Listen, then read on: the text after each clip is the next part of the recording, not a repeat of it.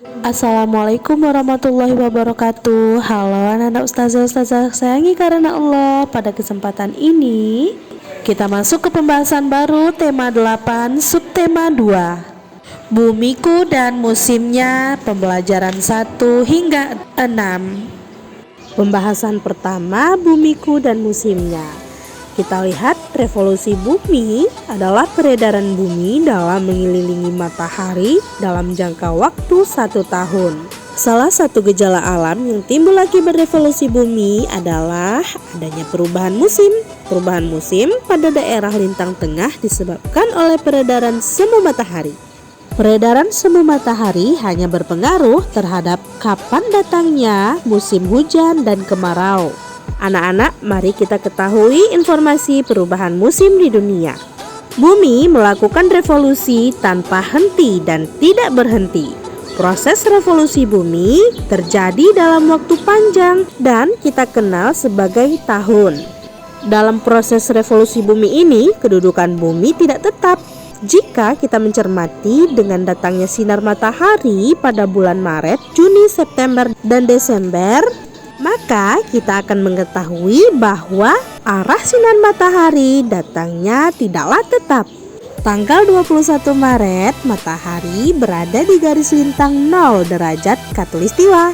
Tanggal 21 Juni, matahari terletak di garis balik utara.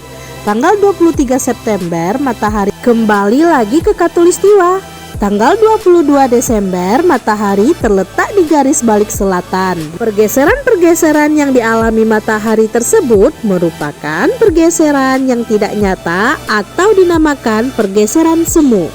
Pergeseran semu matahari merupakan peristiwa tahunan.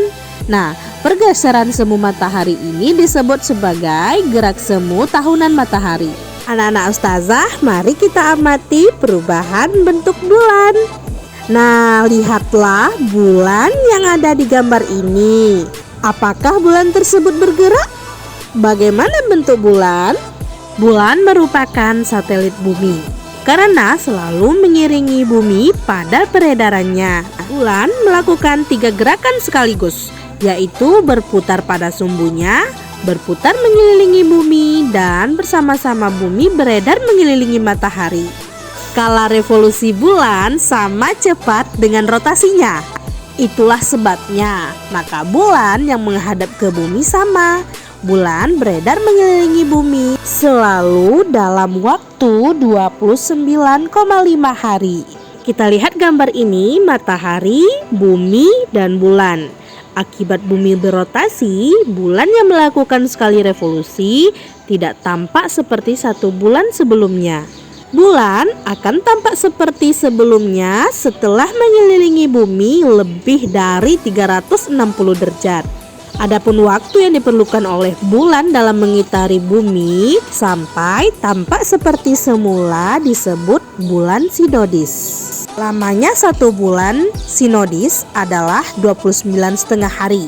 Adapun waktu yang diperlukan bulan untuk mengelilingi sepanjang 360 derajat disebut bulan sideris.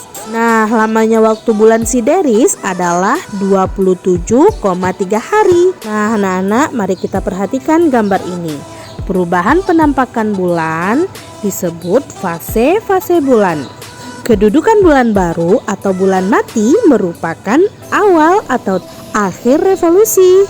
Nah, pada kedudukan ini merupakan bulan yang menghadap ke bumi tidak terkena cahaya matahari sehingga bulan tidak tampak dari bumi.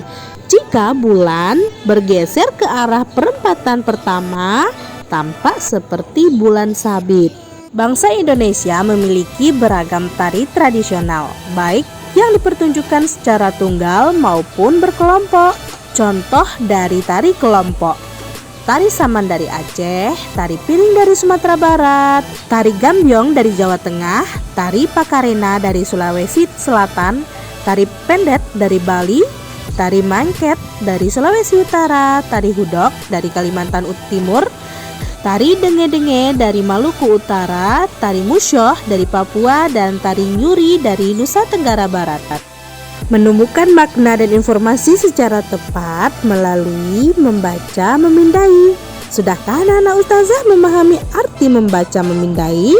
Dalam penggunaannya, pembaca akan langsung mencari informasi tertentu atau fakta khusus yang diinginkan tanpa memperhatikan atau membaca bagian lain dalam bacaan yang tidak dicari. Setelah menemukan informasi yang dicari, pembaca membaca dengan teliti untuk memperoleh informasi tersebut. Selanjutnya kita masuk ke tanggung jawab. Tanggung jawab menurut Kamus Umum Bahasa Indonesia adalah keadaan wajib menanggung segala sesuatunya. Bertanggung jawab adalah berkewajiban menanggung, memikul jawab, menanggung segala sesuatunya, dan memberikan jawab serta menanggung akibatnya. Tanggung jawab adalah sesuatu yang harus dilakukan atau dilaksanakan dengan sepenuh hati. Dapat disimpulkan bahwa tanggung jawab itu erat kaitannya dengan hak dan kewajiban. Dalam menggunakan haknya, setiap warga negara harus memperhatikan atau mempertimbangkan hak orang lain juga. Dalam melaksanakan kewajiban, maka setiap warga negara harus melaksanakannya dengan penuh tanggung jawab dan kesadaran penuh sehingga pelaksanaan kewajiban tersebut berjalan dengan baik. Selanjutnya, memahami kerjasama ekonomi negara ASEAN. Perlu digarisbawahi kata kunci dan informasi penting yang kita temukan dari bacaan tersebut.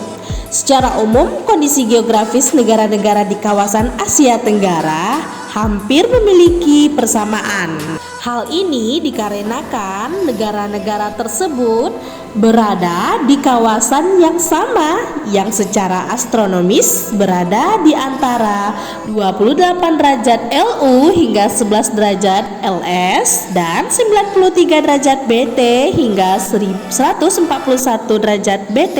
Berdasarkan letak astronomis tersebut, maka kawasan Asia Tenggara secara geografis berbatasan dengan daerah berikut. Yang pertama, bagian utara berbatasan dengan India, Laut Cina Selatan, dan Taiwan. Yang kedua, bagian timur berbatasan dengan Papua Nugini dan Samudra Pasifik. Bagian selatan berbatasan dengan Australia dan Samudra Hindia. Kemudian bagian barat berbatasan dengan Teluk Benggala, Laut Andaman, dan Samudra Hindia. Selanjutnya, memahami informasi gerhana bulan. Gerhana bulan merupakan peristiwa alam, biasanya lenyapnya bulan dari pandangan kita. Karena keterbatasan pengetahuan, orang-orang zaman dahulu menganggap gerhana adalah peristiwa luar biasa dan dihubungkan dengan pemikiran yang kurang benar. Contohnya, ketika terjadi gerhana, maka orang memukul-mukul benda dengan maksud menimbulkan bunyi-bunyian. Mereka menganggap bahwa gerhana merupakan tanda-tanda terjadinya bencana. Contohnya kematian, penyakit, dan gagal panen. Baiklah anak-anak ustazah, cukup sekian pembahasan kita pada video kali ini. Semoga dapat antum pahami. Terima kasih atas perhatiannya. Assalamualaikum warahmatullahi wabarakatuh.